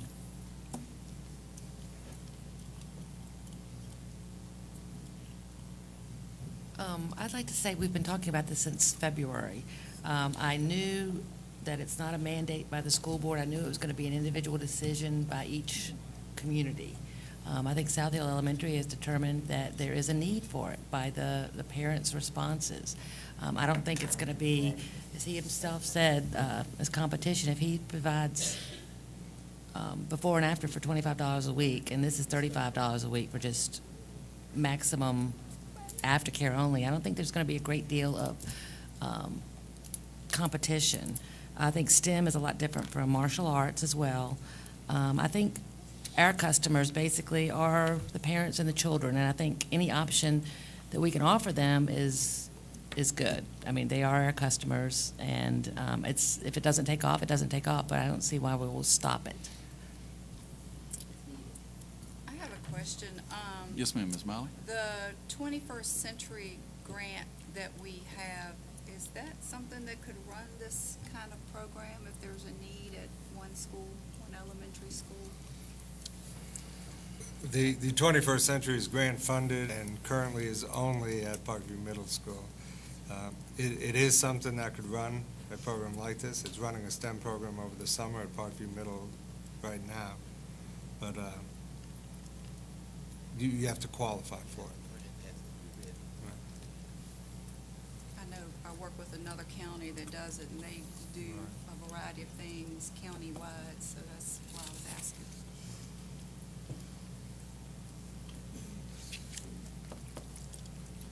Is there any further discussion on tabling this issue? Hear none, we have a motion and a second. All those in favor of the table? To table the motion. Okay. All opposed? Did you get that, Ms. Shuttleworth? You got it? All righty. We're going to move on to subject H. Have a motion, school board Well, approve. you gonna vote it in? Sir? Sir? It didn't win, you gonna vote it? We getting ready to vote it. Vote on it. Okay, you're gonna suspend policy for that. Don't think we have to. It's not on the agenda to suspend policy. It was already at a previous meeting in Yeah, February. we had information in February on that part. Yep. So we have a motion that the school board approves the after-school program at South Hill Elementary School. So moved. We have a motion. Do we have a second? Second. We have a motion and a second. Is there any further discussion? I just think that this is an opportunity that we're providing for the parents that, with the STEM-H program, it's something totally different than any of the other programs that are here. And it's an opportunity to also create some jobs in the area. And I think we should open the opportunity up and see if this program is going to make it or not. Is there any further discussion? Yes, ma'am, Ms. I'm just Smiley. wondering if this is something that, should have gone out on bid. Shoulda, Should have. should have. We're not paying. You will.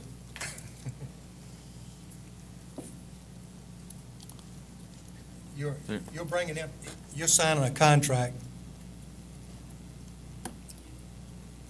And she said that once they find out whether the program is going to make or not, then they will talk to us about paying revenue share, whatever, that we decide that we need to do for her to be able to utilize the property.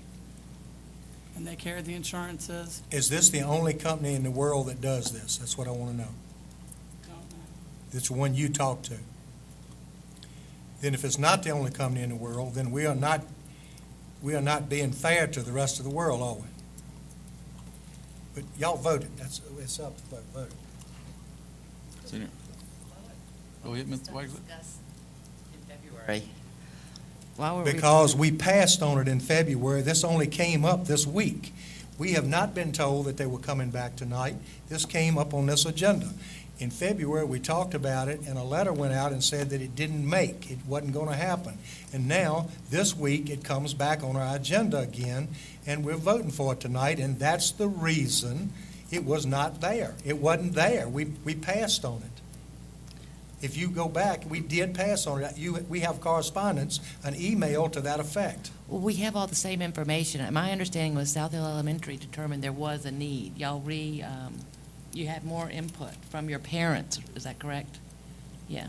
So they had more input from their parents. We still had all the information we have from February. This is a local building level, a local community decision. We're just allowing them to see if it's going to work or not. It's time for us to just disband the school board because everything is beginning to be a local school decision. All right, let's call for the call for the I'm just trying to be fair with the rest of the question. community. That's all I'm trying to do. This is just like, This is it. We calling for a question. Voted. I call for the question. Let's vote. Let's vote. You can get in board comments.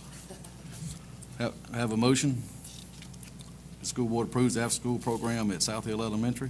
We have a motion, has been second. All those in favor? All opposed? Did you get that, Ms. Shuttleworth? Thank you, ma'am. We're going to move on to subject I, suspend policy 1-5.4 for agreement between Virginia Tech and Mecklenburg County Public Schools for transportation to 4-H Center. We have a motion, the school board approves to suspend policy 1-5.4, which allows a vote to take place on the same night as information is held in order to vote on the agreement between Virginia Tech and Mecklenburg County Public School System to provide buses to the Holiday Lake 4-H Center July the 1st through the 5th, 2013. Second. We have a motion and a second. Is there any discussion? Y'all sure y'all don't want to discuss it? We don't want to break our record. You better go while you got a winner. That's right.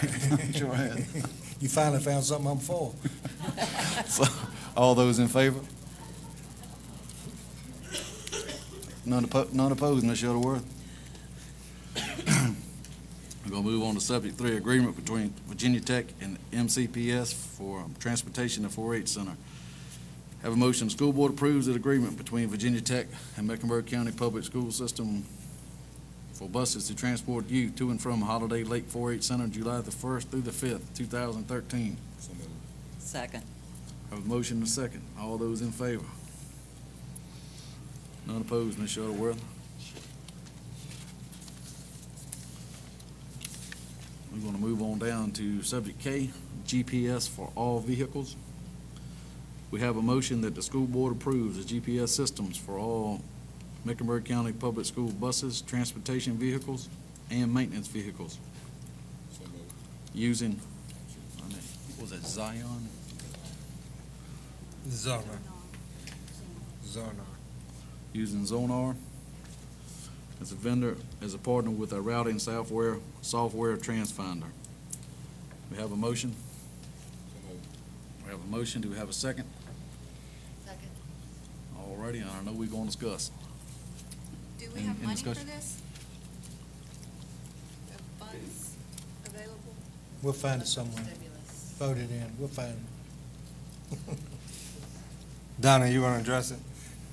There are federal funds available through a job stimulus money that came in this year for projects from last year. We got reimbursed, so that money is there and available, is the money we have talked about using. Will that give us enough to pay the $28,000 a year for the service after this, or will that have to be appropriated? It would have to be appropriated at that time, but there are some other issues, Mr. Edwards, that are going to come to light with the I understand. health care reform, so. I understand. I have a question. What vehicles is this going to be on, Dr. Thornton? I know it says all buses, transportation vehicles, and maintenance vehicles. That would be dependent on the funding. What vehicles will it not be on what we were voting on tonight? Right now, we're saying we have all the money for all the buses. Just the at buses? At this point. And no cars, just the buses. At this point, yes. I can find it. We'd like to expand it. We can find the cars. They're food line. This would help with that. This is just for the buses. Not the maintenance vehicles, just buses. We can try to do the maintenance vehicles as well. Yeah, we Right. You can make the motion for all vehicles, depending on funding. We have an existing, like a transportation bus mapping system. What was that called? The good old Edgelog. Edgelog, we bought it three Remember times for that thing? $20,000 per time for 3 times over the last 10 years. It's on the shelf if anybody wants to go look at it. I mean, that's, We- is that some of the mapping that this, That, Kinda what overlaps a I little understand bit, from or that, no? from prior to my arrival, when Edgelog was in place or on a shelf, it had a lot of data entry. This system is different. It pulls right from our student information system. So it will not take 4 years to get the data in. And the last system, this school system did pay for at least 4 years that I know of, that it was never implemented. And on the presentation, they also said that we're gonna have, hand-on instruction to implement this system for 1 year. We know. They guaranteed that on the slide, right? Yes, ma'am. Is this motion, as we have it here, does that cover all vehicles? Yes, the way you have it. All right. Okay. Any further discussion? Hear none, all those in favor? All opposed? 2 opposed, Ms. Shuttleworth.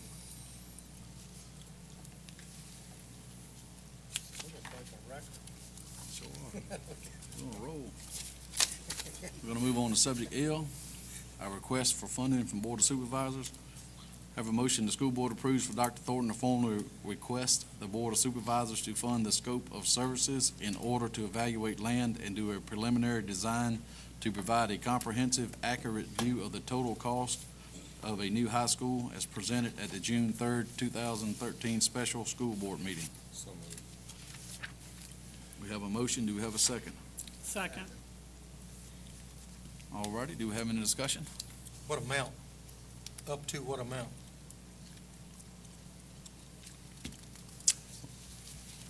It was approximately between 100 and 200,000. So I guess I would say up to 200,000. And they would evaluate the land, look for land, evaluate the land, but they would also be going out and holding community meetings to see what the community wanted as part of the scope of this, correct?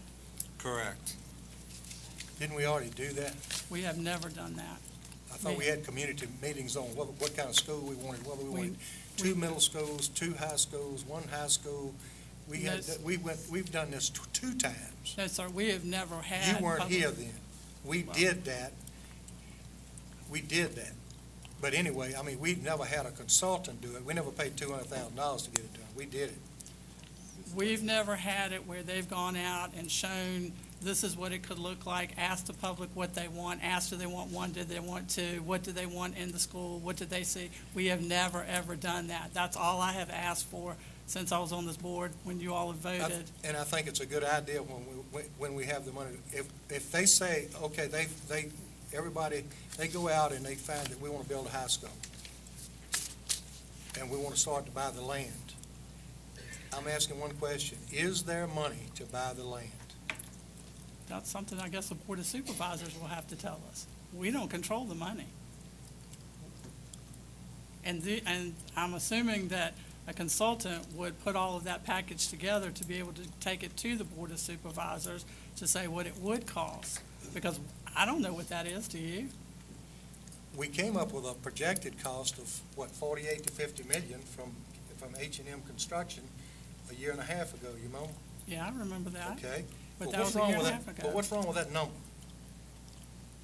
I mean, I like that number. I think that's a good number. So where's the money? That's all I want to know. I think he's asking to go get to The be money? able to provide that. I mean, I think, isn't that what the voters That's for? what we're asking, is to go ask for the money. I mean, I read over the scope of work, and if I'm not, I mean, if I'm wrong, please tell me, but the scope of work was for them to look at the property, or find property for us. Right, I understand. First of all, they gotta find out what kind of school we want, what kind of school the public wants, and then find the property that would support that. Okay, You know, where is that? They're gonna have to look at the transportation plan okay, that hopefully we'll be able to have now, to Okay. be able to tell us where's the right area to have it. all right. And then they're gonna tell us what the land's gonna cost, if we have to clear it, what it's gonna, I mean, they're gonna do all of that. Okay. And, Now, and that number a year and a half ago was great with H&M, but somebody else coming in here may not give us that price. Then, okay, so we get all that done. Right, we spend $200,000 and the supervisor, so we told you $2 million a year. It's gonna be 7 years before we give you that much money. So is that $200,000 gonna be well spent and we can use it 7 years from now? The land's probably not gonna sit there for 7 years. See what I'm getting at?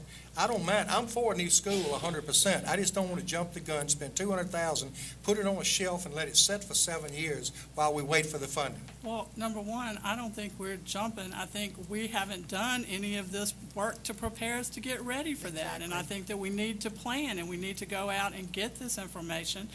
The public needs to be able to weigh in on it. And if the public goes to the Board of Supervisors and says that they want a new school, then they may be able to work that out. That's something that we have to determine. But until we have somebody that we have all of this information, I have voted against this every time. And I've voted against it every time because nobody has shown me anything. Even that H&M thing, that was just a what if. I want to see what it is that it's going to cost, what the transportation is going to be, what the public wants, and things like that. This company, from their scope of work, that's what they were going to do. We don't have one yet. We're gonna put out an RFP, right? Well, that's what I'm. Okay. It's my understanding, this is all work that has to be done anyway in the process. We're just getting the ball rolling. It's up to us to get the ball rolling, to ask them for the money to do this study, to get it rolling. That's all. All this work has to be done anyway. And if you remember when the stimulus money came out, y'all kept saying, we're shovel ready, we're shovel ready, we're shovel ready. You were nowhere near shovel ready. A report like this will make you shovel ready and ready to go if those funds come out to build schools again. So without that, we couldn't have applied for any of those funds. So, we've got to do something to either stop talking about it, or we need to get the information and move forward. Any further discussion? Yes, sir, Dr. Thornton. Right now, there's no way to plan when you don't know what the facility is going to cost you. What this study will also do is give you financial advice of what it will cost you, what debt service will be, et cetera, depending what money you put down. I do know one thing, and you know what, it's okay to have past experience. I was in Cumberland County where I was accused of making the county go bankrupt. They're not bankrupt. They do have a beautiful new elementary, middle, and high school. But I do remember when that elementary school was built for $8 million.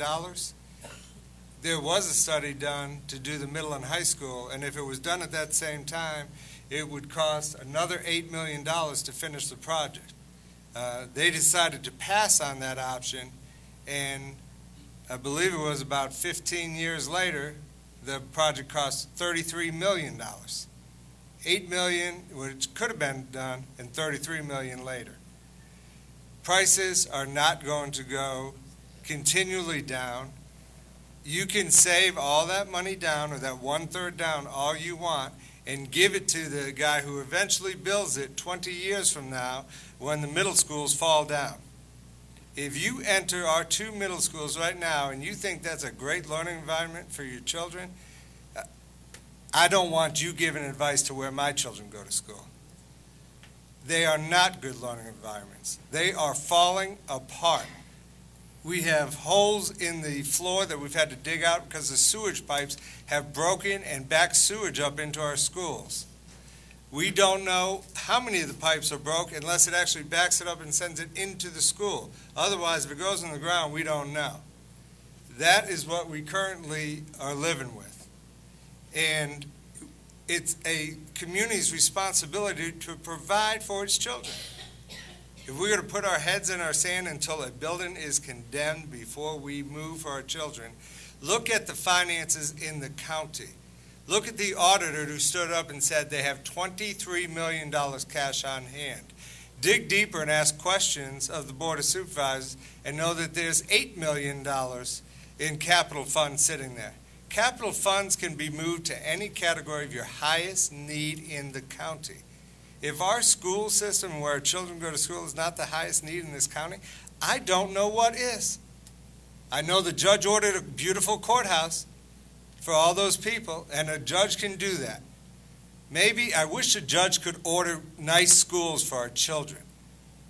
The rest of the counties around us have stepped up, and you know what? They pay more taxes. This school can be built for what that county has, cash on hand, and then a debt service of a very small tax increase. It would take a very small tax increase to build a $50 million complex. If you look into that and spend the money to do the work and bring them a plan, that's the truth. Or you can keep saying we're poor when we're not poor. I think all we have to do is look back at all the past studies. We've had past studies that said these buildings are not even worth renovating. The Virginia Department of Education even said to just flatten Parkview Middle. It's not even worth doing anything to. If we don't do something and start the ball rolling, it's going to cost the county taxpayers much, much more. So we have to be responsible for the taxpayer as well, and it's going to cost a lot more the longer we delay. Thank you.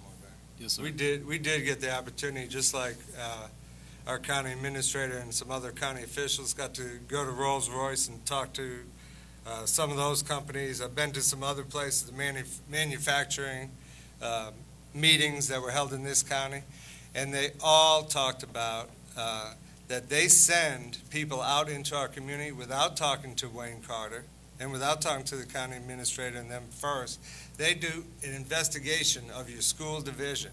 They want to know, can I put a factory here and send my employees to that school system? That's one of the first things they do. They don't even talk to the county administrator first. And then when they go and investigate and look, you'll never know that they were here looking. And that is the fact. And if they're looking at Parkview Middle School and Bluestone Middle School, I don't see economic development coming. I don't see it. Is there any more discussion? I'm all for the new schools. I just don't want to waste that $200,000. So if that's the way we want to go, let's make it work. Any further discussion? Hearing none. All those in favor? All opposed? One opposed. Ms. Shuttleworth? I got a couple things right here real quick before we move on to our board member remarks. That from our last meeting, Mr. Edwards, you brought up the email I sent out. Yes, sir. That email was to have a process in place so that the board as a whole could have the superintendent investigate and present information that was of interest to the majority of the board. The superintendent does not work individually for each of us. He works for the entire board. So there's no misinformation out there. Any board member that wishes to have a certain item investigated by the superintendent, we need to bring it on the agenda, and we will vote as a board whether to have the superintendent further investigated. So that's what the policy, well, not policy, our procedure we talked about, Mr. King. Could you have Mr. King send me that in writing? I'd like to have a copy of that with his signature on it, saying that that's the way this is going to be done. It's not a policy, it's going to be a procedure, and I want it signed by Mr. King. Because if I come and ask for something and the rest of the board doesn't think it's important to my constituents. And I have that right. I was elected by them to carry them back information. Yes, sir. So you can't tell me that I don't, and I tell you why, after y'all sent that letter over to the Board of Supervisors with my name on it, that's the reason they're sending me letters that I shouldn't even probably have, about $40,000 and $90,000, because it's not funny anymore. So you keep sending letters over with my name only on it. How did my name only get on the letter and not the rest of the 9 school boards if we're not going to single out people on the school board? You know about the letter? Yes, sir. Yes, sir. Then from now on, before you send a letter over there, I want to see the signature of a majority of the school board on the bottom of the letter, or either yours one, because if it happens again, we'll test it. Okay. I promise you. And you can ask Mr. King about it. He knows I will test. Yes, sir. We will test if need be. All right. Next. We have a couple more. Mr. Sturdivant brought it to our attention that maybe the possibility of drug testing our athletes. I was just going to talk to the board here, see if anyone wants to make a motion on this item or if anyone wants to pursue that. I'm just trying to clear up some things that have been coming around. I mean, I wish Mr. Sturgeon was here because he was the one that brought it up, but has it been a problem, or had he heard that it had been a problem, or why would we? I'm not sure he talked to you. Well, Would it be random, or just you have to drug test to play sports? I would say a random thing. Well, see, why would we random test everybody? Like, I'm random drug tested in my company. My company random all the employees. Why would we single out athletes? Why would we random, if we're going to do random drug testing, not do every student randomly? Students, I think we should random test everybody that operates in this school system, including the school board. I think we need to start tonight. Exactly, I really do. Anyway. Because I tell you one thing, you'd be surprised who left. I would say I the think- athletes, because of insurance to the schools, if they get hurt,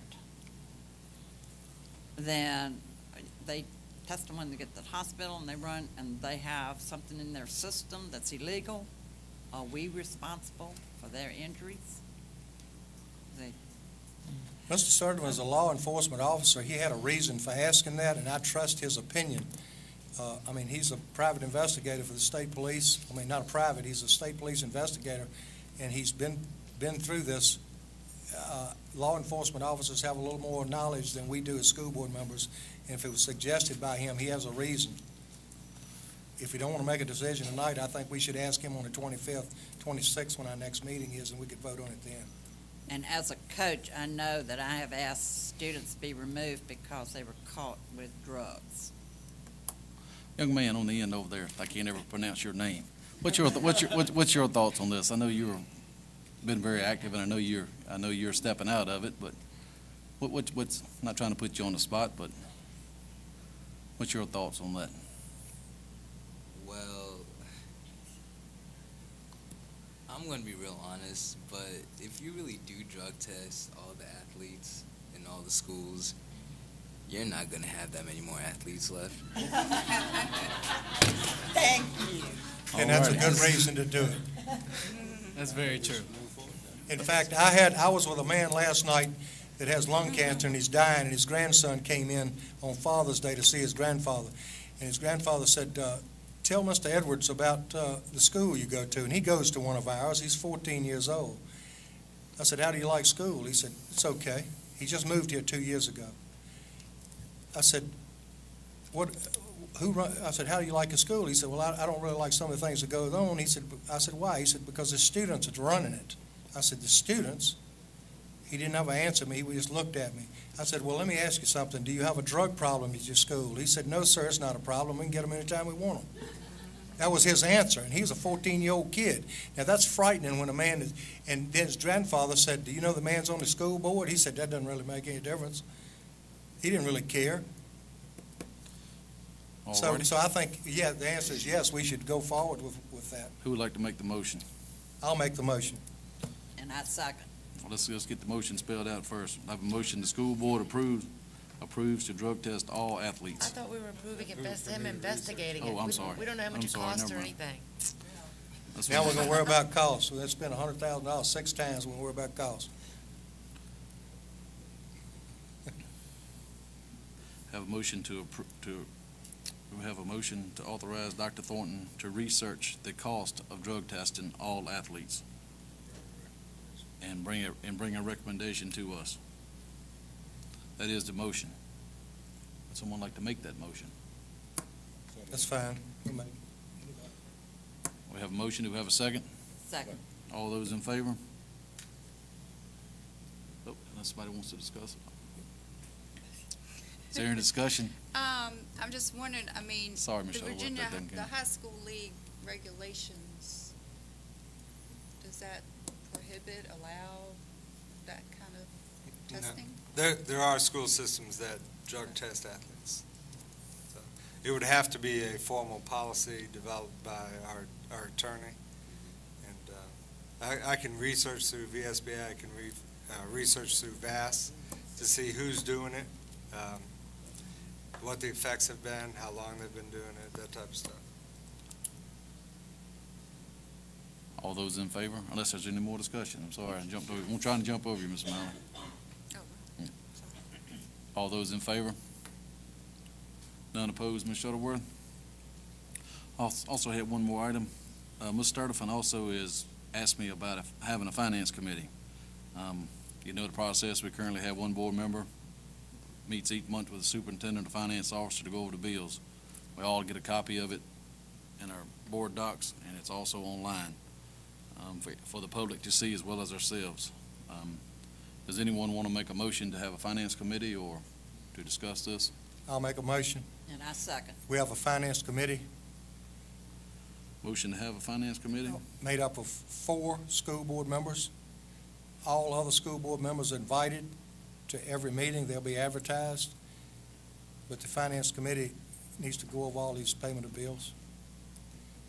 We did this for years, and usually the whole board was active in it. I think the whole board is active now because the bills are online. The public can look at them. Hold on a second, Joe. Let's get a motion done and done and approved, and we'll discuss it. We have a motion to form a finance committee, 4 members to go over payment of the bills at a special meeting or prior to the school board meeting, or what are you talking? We used to do it the Wednesday night before the regular meeting on Monday night. Wednesday night before the meeting, before our scheduled meeting. Is that how you want it? Scheduled meeting? Before our scheduled meeting? We have a motion to have a finance committee consisting of 4 members to go over payment of the bills on the Wednesday night preceding our monthly scheduled meeting. Do we have that as a motion? Second. We gotta get, somebody needs to say so moved before we second. So move, man. We have a motion and a second. Now we got your second. Now let's have some discussion if y'all want to discuss it. Is there any discussion? We've been randomly doing. Available the Wednesday before our Wednesday, before our Monday Yeah. meeting. Yeah. Are they prepared? I mean, the financial committee is able to have them available. Should be. Supposed to go on our board docs that day. Don't usually get there on Wednesday. It's supposed to be, aren't they on Wednesday? They're there on Wednesday. Yeah, they're there. I'll do it on Thursday. I don't care. Make you happy. Is there any further discussion on having a finance committee meeting or forming a finance committee? Hearing none. All those in favor? All opposed? Get that, Ms. Shuttleworth? And that's all we have on our agenda, unless someone knows of something else other than our board member remarks. And Ms. Garner, you have any remarks you need to make over there? Yes. I would like to thank the 2 young men that have served with us this year, and best wishes and good luck in your future. I think this is your last meeting, right? So, good luck to all of you. Ms. Wax?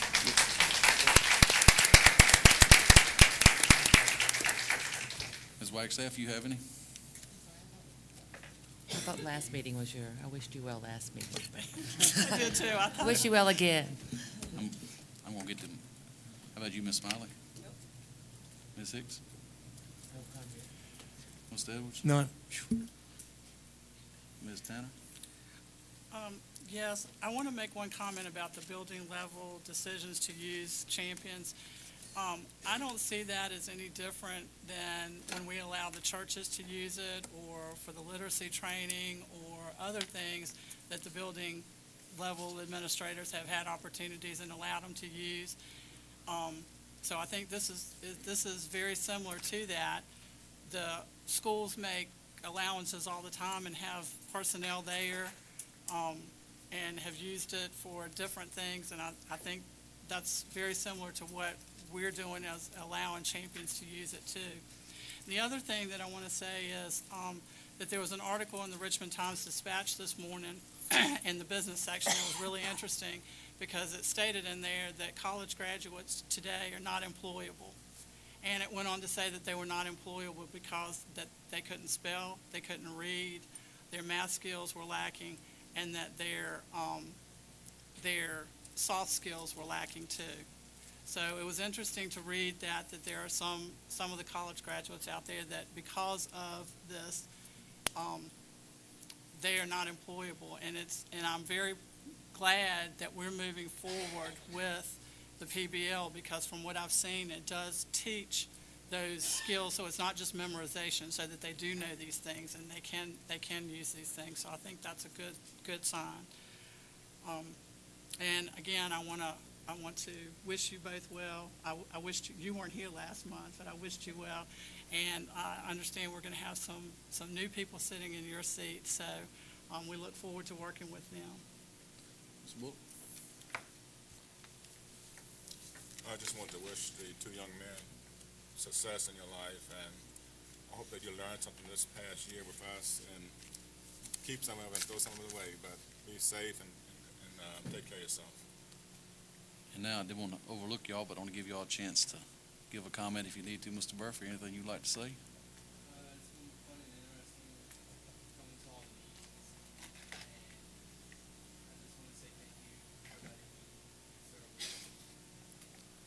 Yes, sir. Well, I can say by far this is one of the most interesting board meetings I've ever had. And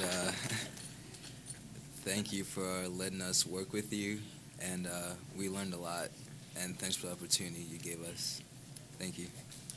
And I'd like to personally thank both of y'all for y'all's participation and stepping up here, and good luck in your future endeavors. And Maybe you all decide to run a school board one day. Anyway. What'd you say? Anyway, good luck. Good luck. Good luck, and like I said, we appreciate it. And unless anyone has anything else, I'd like to appreciate everyone. Yes. Okay, Dr. Thornton. Last month, I addressed some of the rumors that were out there, and got a lot of positive feedback to address these and not let misnomers be out there. I love new technology. I do not Facebook myself, but I do think it has its place. Unfortunately, some people don't use it correctly. More rumors that were brought to my attention out there. We thought we'd get them off the table. One is that Heidi Barber, Amber Sheffield, and Ms. Mills all are leaving our school system because they do not want to teach PBL. Heidi Barber has been hired by Buena Vista County to teach and actually assist with implementing PBL in Buena Vista County. So if she hates it, she's going to implement it in a brand new system and be the lead. Amber Sheffield, you've heard many times. I've never seen anyone more passionate about PBL. She's getting married and relocating with her husband, which is unfortunate for us and a great gain for Colonial Heights. And Sarah Mills has recently had a baby and is relocating near her family. The other one was Miss Miltier. She left us to take care of a sick family member. And I'll state again, it's unfortunate people make up rumors about good people and about why they're making decisions that are based on, I don't know what fact, because they didn't talk to them, so they had to viciously make it up about them just to hurt someone. And I hope we'll get over this somehow, but it seems to just keep reoccurring. You should research and know the facts before you open your mouth on a subject. And the only way to find out is go to the sources. If it's school information, go to your principals. If they can't answer you, go to the next level. Go through the proper chain and find out the information before you start spreading misnomers. And then maybe we wouldn't have chaotic school board meetings like this. And I'll tell you, a lot of people joked tonight. I don't think it's very funny that a public board looks like a circus. In fact, I'm embarrassed right now as the superintendent of this school division. I think we ought to act properly and do our research. And this is not supposed to be an I got you between school board members and the superintendent or superintendent back to school board members. Everyone was trained in that. All school board members were trained. I was trained how to act. And I hope one day we start acting like a real proper board. Thank you, sir. I have a letter here, a thank you card I meant to read to everyone. Dear school board members, thank you so much for the flowers that were sent for my mother's passing. This past year of her life was difficult but memorable for me. May God use each of you as a blessing for others. Joan Covington. So I just wanted to let y'all know about that, where she sent us that card. And if no one has anything else, appreciate everyone's attendance tonight. And we have a motion to adjourn. So moved. I have a motion. Do you have a second? Second. All those in favor? Unopposed.